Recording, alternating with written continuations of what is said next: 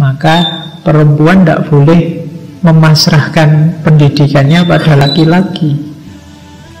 Sudahlah, biar yang pintar yang laki-laki saja, saya manut. Tidak boleh begitu, karena dia gurunya anak-anaknya nanti. Oke, dari situlah nanti Ibu Dewi Sartika merancang pendidikan untuk perempuan, mengumpulkan sanak kerabatnya, termasuk orang-orang miskin. Ayo kita belajar bareng-bareng, biar kita berkualitas. Jangan sampai perempuan-perempuan lemah, karena dialah pembentuk generasi. Kalau mereka lemah, ya generasimu nanti akan lemah. Dari situ lahir sekolah istri.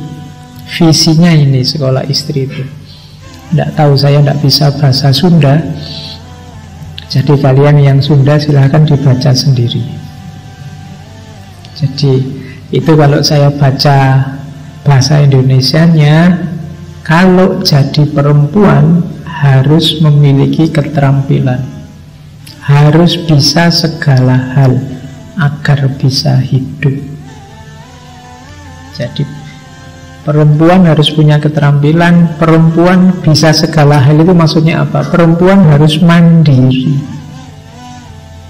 Jangan tergantung pada apapun, pada siapapun. Tidak ada laki-laki pun kamu bisa berdiri tegak sendiri. Nah, itu bisa segalanya. Jadi beliau mencanangkan visi, ayo perempuan punyalah keterampilan, mandirilah, biar kalian bisa hidup tegak sendiri. Tidak lagi tergantung pada orang tua, tergantung pada suami, tergantung pada masyarakat, apalagi jadi bebannya masyarakat. Jadilah kontributor dalam kehidupan ini. Nah, itu visinya sekolah istri.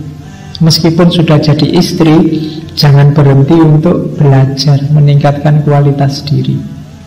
Apalagi yang belum jadi istri. Laki-laki juga begitu, tidak boleh egois, harus punya visi untuk memandirikan pasangannya.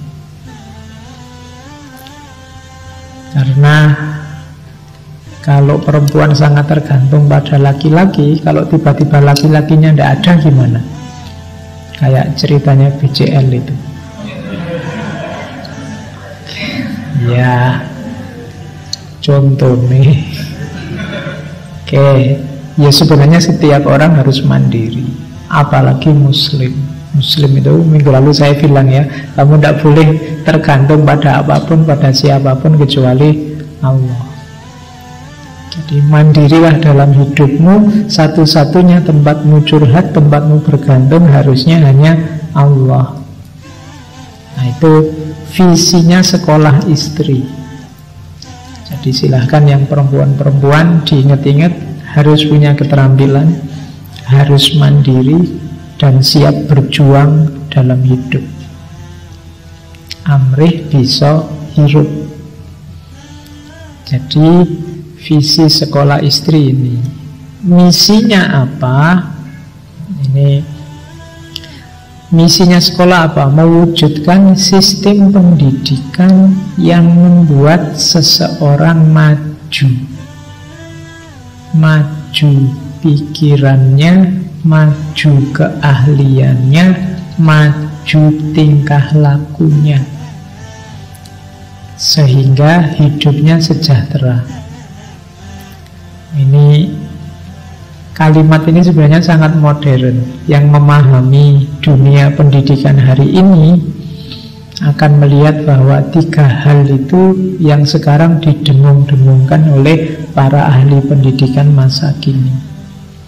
Jadi yang digarap adalah pemikirannya, keahliannya, sama tingkah lakunya.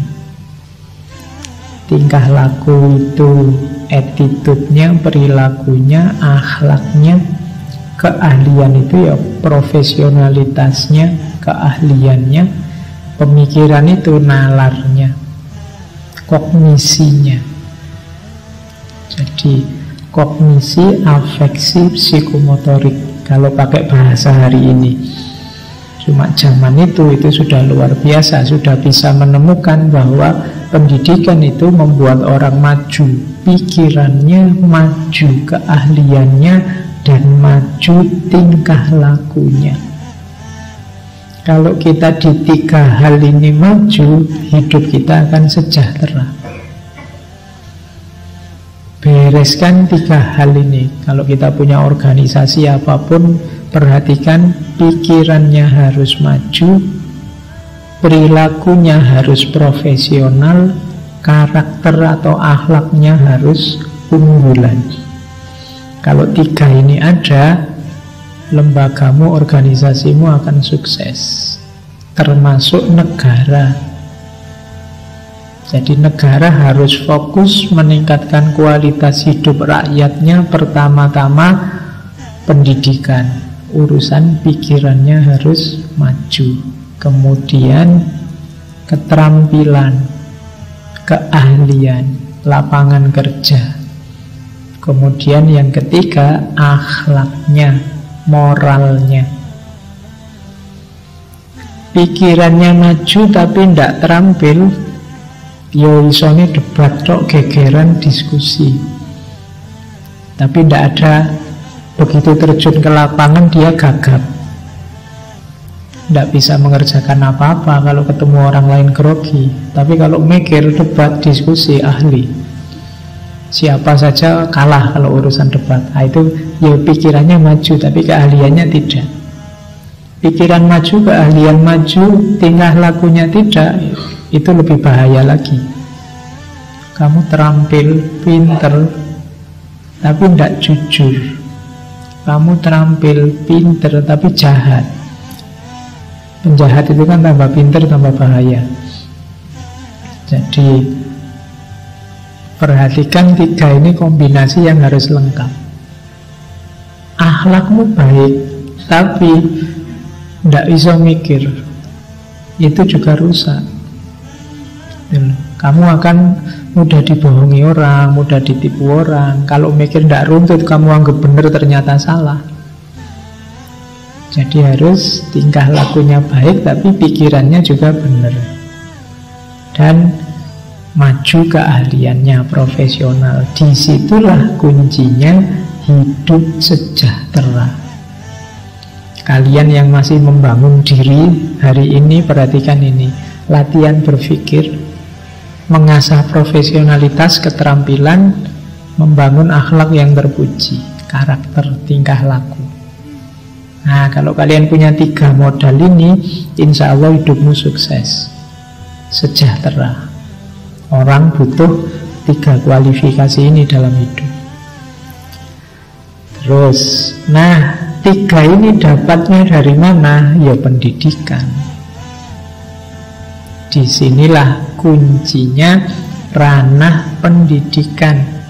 Dia alat terbaik untuk melahirkan kemajuan.